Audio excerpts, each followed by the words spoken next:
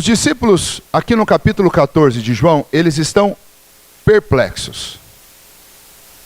Eles estão completamente perturbados. É isso que esta palavra turbar, que aparece aí, significa. Eles estão perturbados. Talvez na sua versão, talvez seja até essa palavra que aparece. E na sua perturbação, o Senhor Jesus tenta consolá-los. E consegue. Mas o fato para nós é a pergunta do texto. Por que que eles estão perturbados? E possivelmente essa mesma pergunta nós deveríamos fazer a cada um de nós. Por que das nossas perturbações? O que agita o nosso coração? O que perturba as nossas emoções? O que perturba a nossa vida? O que nos tira a calma? O que nos tira a paz? Talvez no meio desse ambiente de festa, de comemoração, de fim de ano, talvez lá no fundo você também tente esconder por trás das luzes da festa um tanto de perturbação e de inquietação no seu coração. E perguntar por que a perplexidade, especialmente do capítulo 14 de João, pode nos ajudar a entender o porquê das nossas perplexidades, das nossas perturbações. O que nós estamos estudando neste mês de dezembro é o sentido do Natal, o significado do nascimento de Jesus. E João é especialista nisso, porque João escreveu um evangelho com este propósito, o propósito de explicar o ministério de Cristo. Diferente dos outros 3 evangelhos que narram a vida de Jesus, ou pelo menos os principais acontecimentos, João não está preocupado em narrar os acontecimentos da vida de Jesus, tanto que ele não começa descrevendo o nascimento de Jesus lá em Belém. Ele começa falando a respeito da criação, lá de Gênesis 1 e 2, realizada pelo próprio Filho de Deus, que ele chama aqui no capítulo 1 de João, que nós lemos, de o Verbo. E ele vai explicar ao longo de todo o Evangelho o que significa a obra de Cristo Jesus e especialmente o seu nascimento. Nós estudamos especialmente neste mês de dezembro, e estamos no sexto Eu Sou de Cristo. Eu coloquei no boletim para você não esquecer, depois você guarda esse boletim.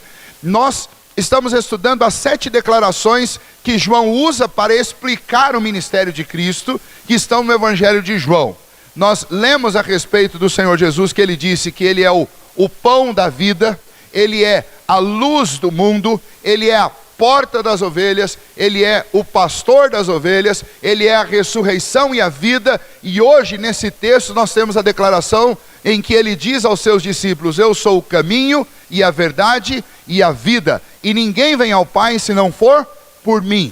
E com este enfoque em mente, nós entramos no capítulo 14 e encontramos os discípulos perplexos e perturbados, apesar desses discípulos já terem ouvido todas essas declarações de Jesus.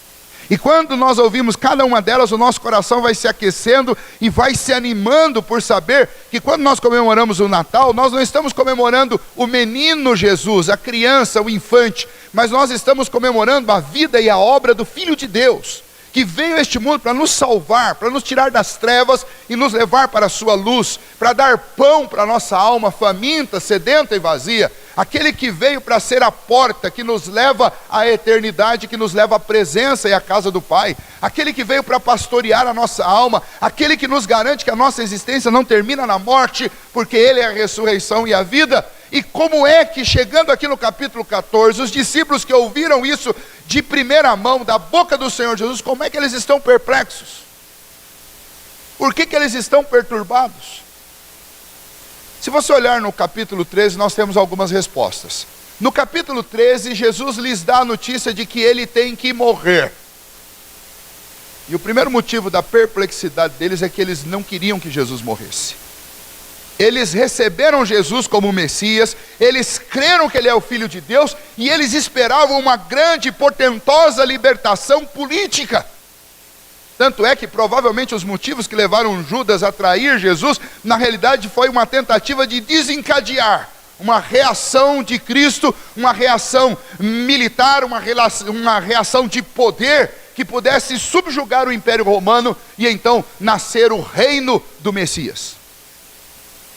Mas quando o Messias chega para eles e diz: eu tenho que morrer, porque se eu não morrer, vocês não serão salvos. o reino não vai continuar pela eternidade. E eles falam: como que pode ser isso? A promessa feita ao rei Davi é que este seu descendente seria rei por toda a eternidade. E agora, aos 33 anos, antes de estabelecer o seu reino, ele diz que vai morrer. Eles estavam tristes, perturbados com isso. Eles seguiram a Cristo durante 3 anos e eles ainda não sabiam a direção. E eles estavam prestes a perder o seu mestre e eles estavam perturbados por causa disso. Mas esse não era o único motivo da perturbação deles. Nós podemos resumir essa perturbação como uma perturbação provocada pelo fato de que aqueles discípulos colocaram todas as suas expectativas numa perspectiva terrena e temporal. Eles queriam um libertador para o seu tempo. Eles queriam um libertador político da escravidão ou do império a Roma. E todas as vezes que nós colocamos e depositamos as nossas expectativas em aspectos temporais da vida, pode se preparar, porque a frustração e a perplexidade virá. Porque tudo na vida é passageiro. Mas há um outro motivo por que eles estavam perplexos. No capítulo 13, se você lembrar, você tem aquela circunstância onde Jesus lava os pés dos discípulos. E por que Jesus faz isso? Porque nenhum deles tinha humildade suficiente para se colocar na posição de servo. E eles foram profundamente envergonhados com aquela atitude de Cristo, porque Cristo, o Rei dos Reis, o Senhor dos Senhores, pega a bacia de água e coloca a mão na sujeira dos pés deles e lava os pés. E eles, obviamente, entenderam a lição que Jesus estava dando, a lição de que eles precisavam de uma lavagem produzida pelo próprio Senhor Jesus em suas vidas, que eles precisavam entender a posição deles, que eles precisavam entender que se eles quisessem realmente ser como Cristo, eles deveriam aprender a servir, ao invés de ser servidos. Eles estavam perplexos porque eles estavam envergonhados. Mais ainda, há um terceiro motivo: eles estavam envergonhados porque Jesus disse que no meio deles sairia um traidor, que iria lhe entregar para que ele fosse preso e posteriormente crucificado. Já imaginou? Jesus não disse qual deles era.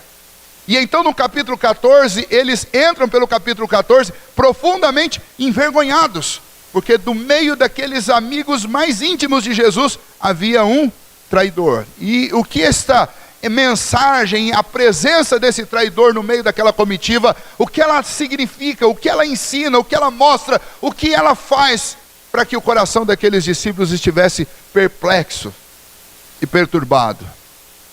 Mostra que os homens que têm os maiores e os melhores privilégios, ainda assim, são tão fracos como qualquer outros e estão sujeitos a cair, como os apóstolos estavam. E não foi só aqui, mas posteriormente na própria prisão de Jesus, o próprio Pedro, que era aquele mais falante, aquele mais entusiasmado, aquele que fazia as declarações mais apaixonadas por Jesus, ele mesmo traiu Jesus quando negou que conhecia. João, aquele que escreveu esta mensagem, o apóstolo do amor, ele foi embora. Ficou até o último instante, mas ainda assim saiu de Jerusalém e foi. Por quê? Porque lhes faltava fé, porque lhes faltava uma porção de coisas ainda. E eles estavam envergonhados, eles estavam perplexos por causa da vergonha que eles estavam passando. E certamente também, eles estavam extremamente perplexos, porque eles almejavam ver o Senhor Jesus sendo entronizado. E eles sabiam que eles estavam prestes a ver o Senhor Jesus ser crucificado. Por isso eles estavam perturbados no seu coração. E o capítulo 14 então inicia com o Senhor Jesus fazendo a seguinte declaração para eles: não fiquem perturbados no coração de vocês. Esta mensagem no capítulo 14 é uma mensagem de consolo. E é especialmente isso que a mensagem do Evangelho é. O Senhor Jesus pegou aqueles discípulos perplexos e perturbados. E a mensagem do Evangelho encontra a nossa vida ao longo da nossa existência, no momento em que nós ouvimos pela primeira vez, ou depois de 10, 15 anos ouvindo o Evangelho do Senhor Jesus, todas as vezes que ele é anunciado, ele é pregado, provavelmente ele nos pega, ele nos encontra numa situação de perplexidade, de tristeza, de perturbação, pelas muitas questões da nossa vida. São as vergonhas que nós passamos pelos erros que nós cometemos. Muitas vezes são as expectativas frustradas quando nós depositamos a nossa esperança aqui. Muitas vezes são as traições que nós sofremos ou que nós mesmos produzimos. E então o Evangelho sempre vai nos encontrar nessa situação. E quando damos mais atenção ao Evangelho, é provavelmente porque nós estamos nessa situação. Então, nesta manhã, diante das nossas perplexidades, o Senhor Jesus chega com uma mensagem, e a mensagem é esta, é a mensagem do Evangelho, é o significado do Natal. É Cristo, Filho de Deus, vindo ao mundo e dizendo: chega com essa perturbação da alma de vocês.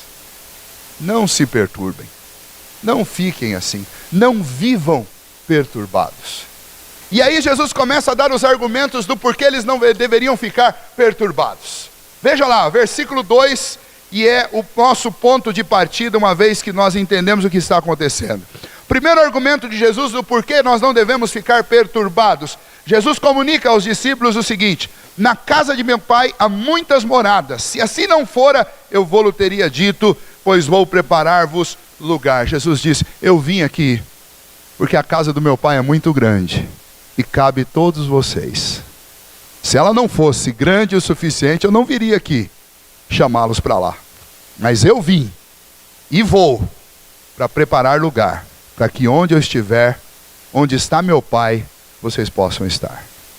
E é aí que nós somos consolados e a nossa perspectiva é transformada. Eles estavam perturbados e tristes porque eles queriam uma casa, um lar terreno. Eles queriam uma segurança aqui, neste mundo.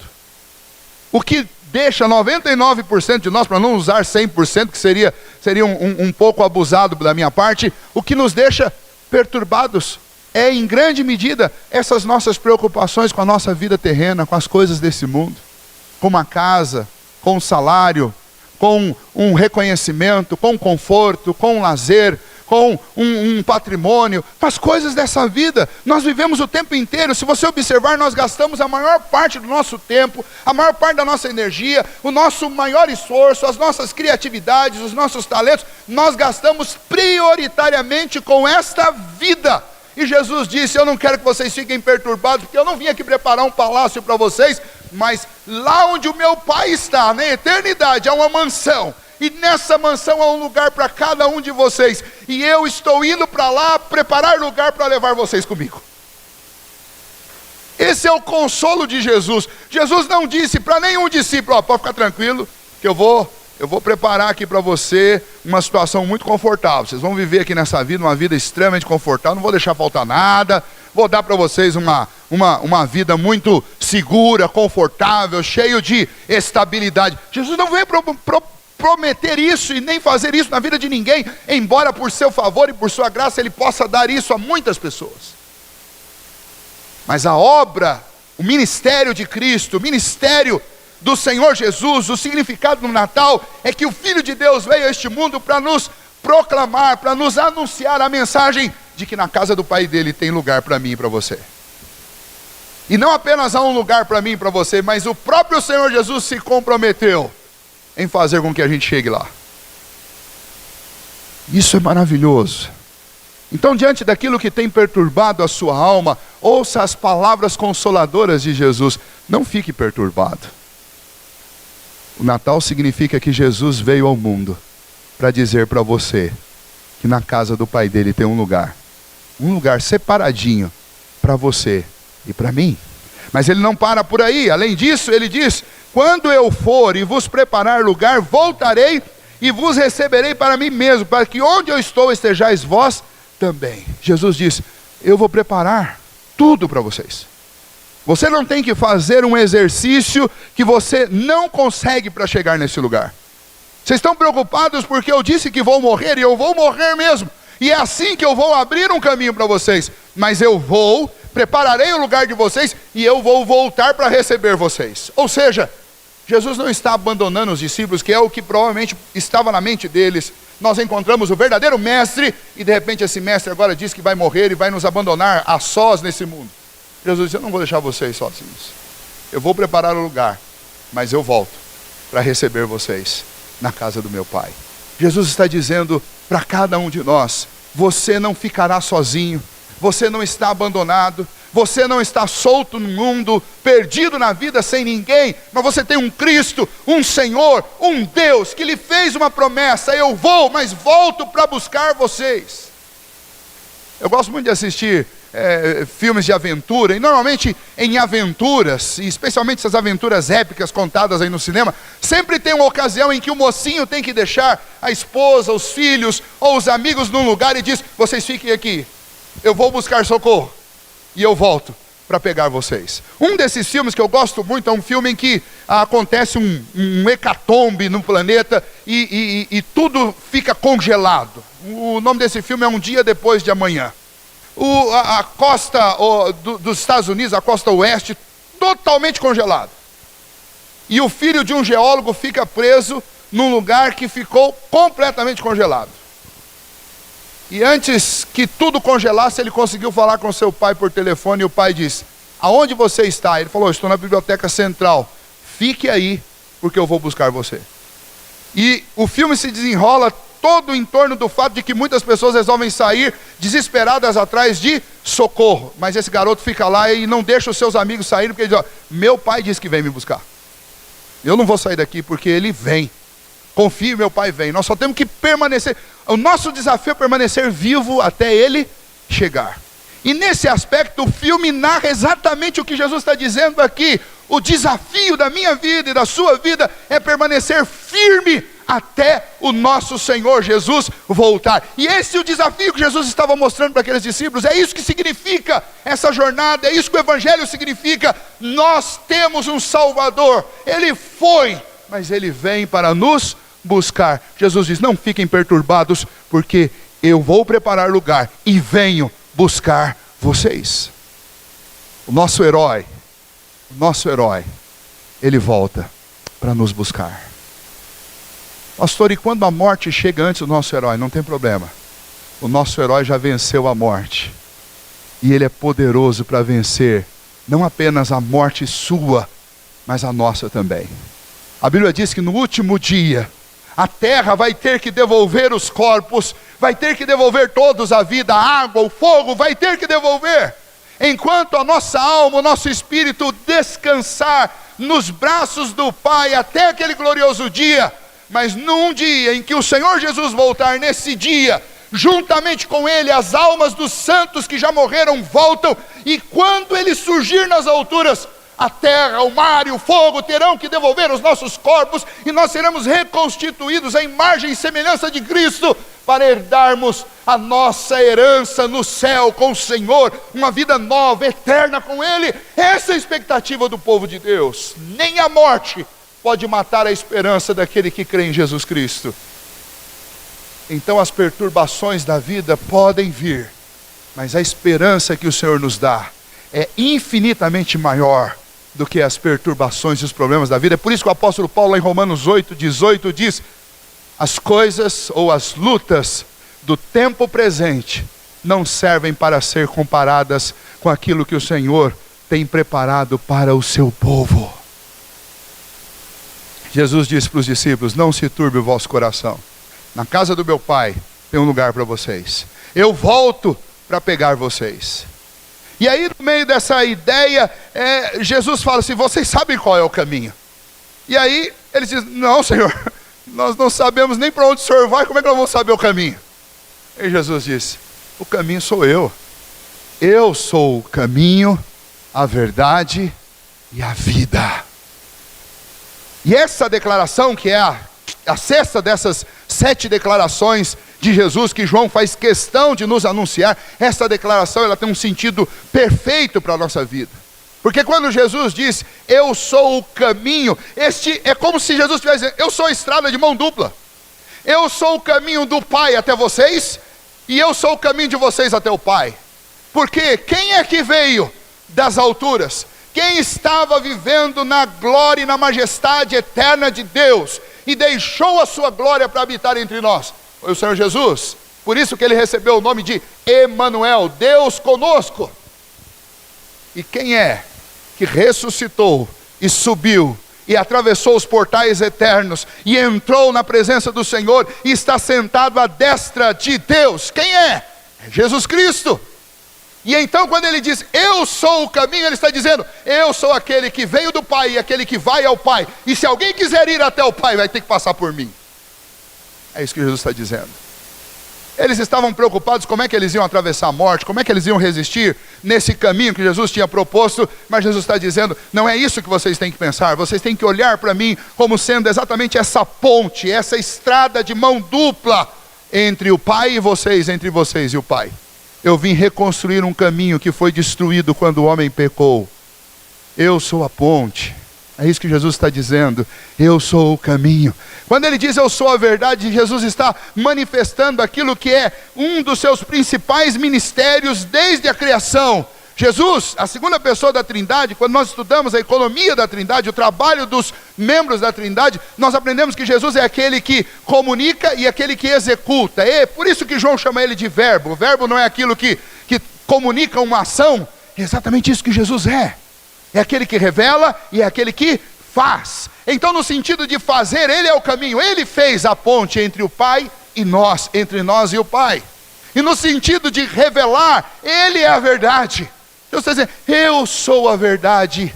Eu sou a verdade. Se alguém quer saber a respeito da vida, se alguém quer saber a respeito do caráter, se alguém quer saber a respeito dos atributos de Deus, se alguém quer conhecer a Deus, se alguém quer conhecer o futuro, se alguém quer conhecer o passado, se alguém quer saber qual é o sentido da vida, você precisa de Jesus.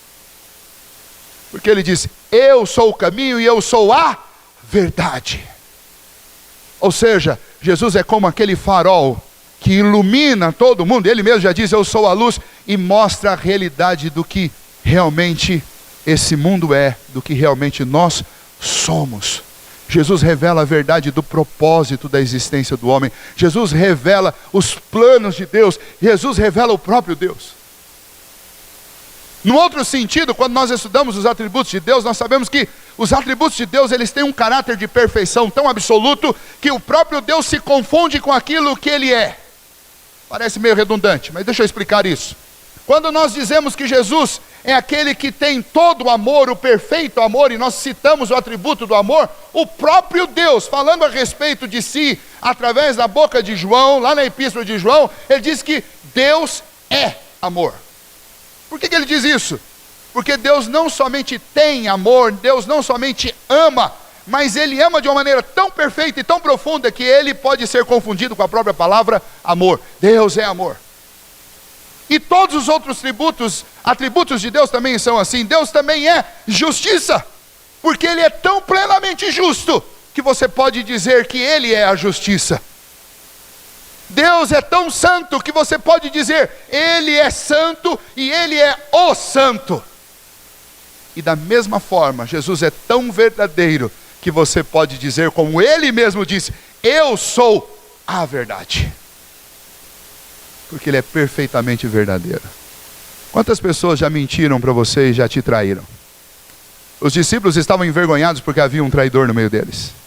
Porque todos eles sabiam lá no fundo que eles tinham em potencial todos os defeitos, as limitações e as fraquezas suficientes para transformar qualquer um deles num traidor. Por isso que quando Jesus disse, um de vocês há de me trair, todos eles começaram a dizer, Senhor, acaso sou eu? Porque todos eles sabiam do seu potencial para a traição. Mas Jesus disse, frente à fraqueza de vocês, eu sou a verdade. A verdade que você nunca conseguiu ter, eu sou a verdade. E Jesus disse, eu sou a vida. E aí quando ele fala da vida, ele não está falando do fôlego de vida soprado por Deus, para que aquele boneco de barro feito lá no Éden pudesse viver. Não é fôlego de vida aí. Quando ele diz, eu sou a vida, eu sou o caminho, a verdade e a vida, Jesus está falando a respeito de uma vida que nós nunca tivemos a condição de experimentar. Jesus está falando de uma vida para sempre, de uma vida eterna. Ele está dizendo, eu sou o que vocês sempre sonharam. Qual é o grande sonho do homem? Não é vencer a morte? Sociedade após sociedade, gerações após gerações, civilizações após civilizações, procuram a fonte da juventude, para viver para sempre. Porque este é o inimigo que o homem nunca conseguiu vencer. Entre alguns outros, o homem nunca venceu a morte. O único que venceu a morte foi o próprio Senhor Jesus. Por isso que ele pode dizer, eu sou a vida. Ele está falando, eu sou aquele que vive para sempre. Por isso que ele pode dizer, eu vim para que tenham vida e a tenham em abundância. Porque eu sou a ponte entre uma existência terrena e temporal e uma existência celeste, eterna e atemporal. Isso tudo é sinônimo. Mas é isso que Jesus é. E então Jesus chega para aquele povo, e é isso que o Natal significa. Jesus chega e diz, eu sou o caminho que vocês precisam para ir até o Pai. Eu sou a verdade que vocês precisam saber, para que vocês entendam a existência de vocês. E eu sou a vida que vocês sempre quiseram. É isso que Jesus é isso que o Natal significa.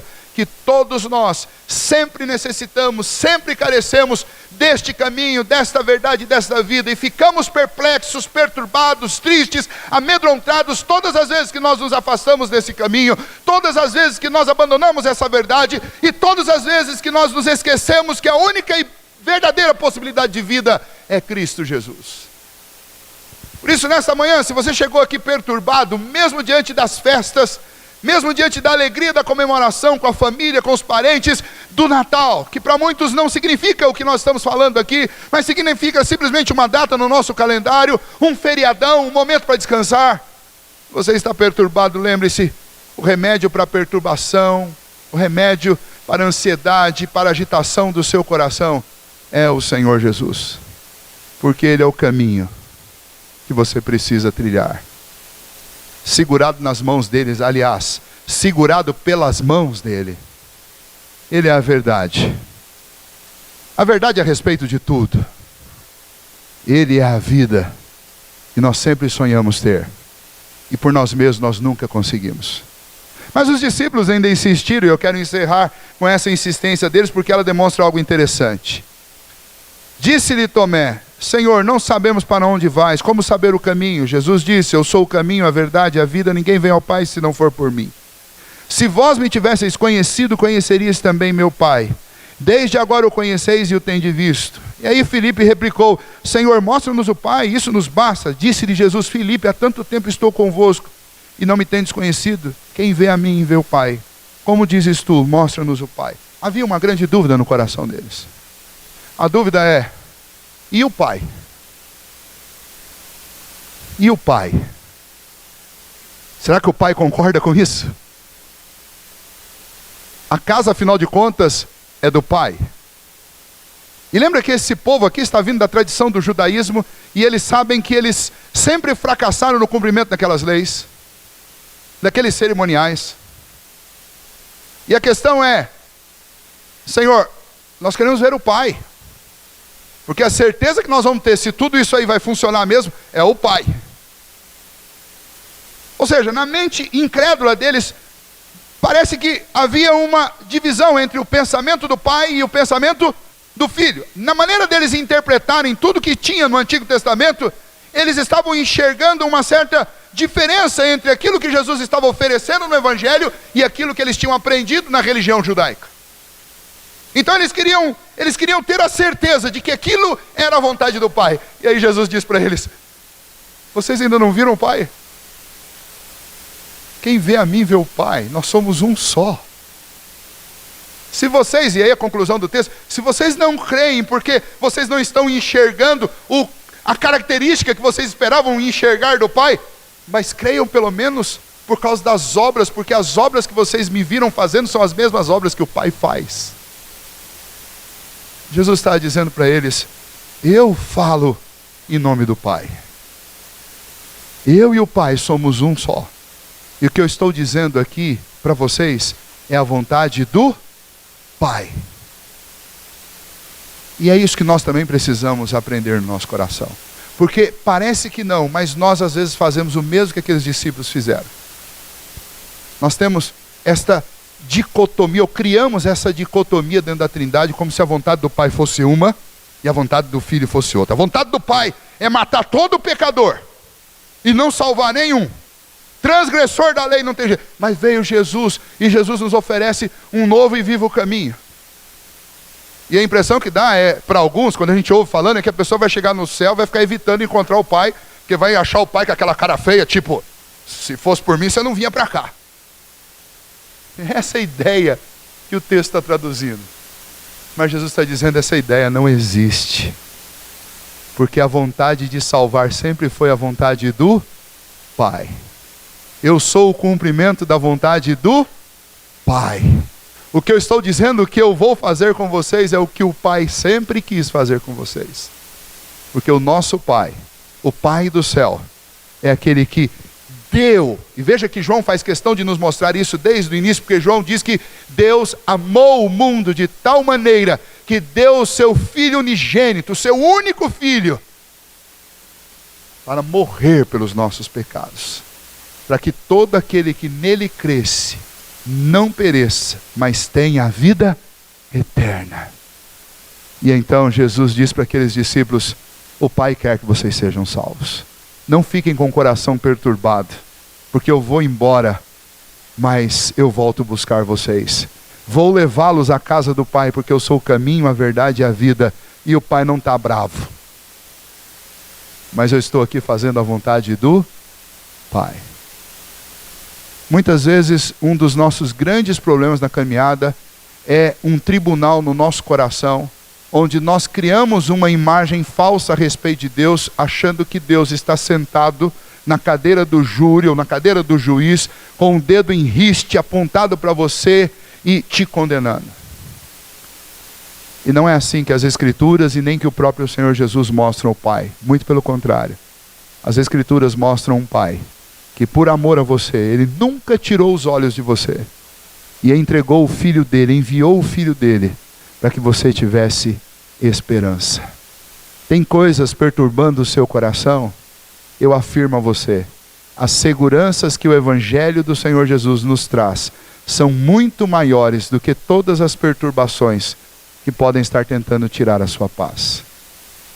E no meio dessa luta toda, o Senhor Jesus disse, eu sou o caminho, a verdade e a vida. Eu vou levar vocês para a casa do Pai. O Pai está esperando por vocês. Porque o que eu digo é o que o Pai quer. O que eu faço é o que o Pai faz. O que eu sinto é o que o Pai sente. E a grande notícia do Natal é essa, que Jesus Cristo veio da parte do Pai para declarar paz aos homens a quem Ele quer bem. Não foram essas palavras dos anjos? Pois é. Que você creia nisso. E que você que já crê nisso e talvez está desfrutando desta paz no meio das perturbações da vida, você leva essa mensagem para outra pessoa. Porque por mais incrível que pareça, mas a época do Natal é uma época em que existe esse misto e esse impacto grande entre pessoas que estão extremamente felizes e pessoas que estão extremamente tristes. E quando acontece esse encontro entre os muito felizes e os muito tristes, parece que existe realmente um desconforto generalizado na nossa sociedade. Já perceberam isso?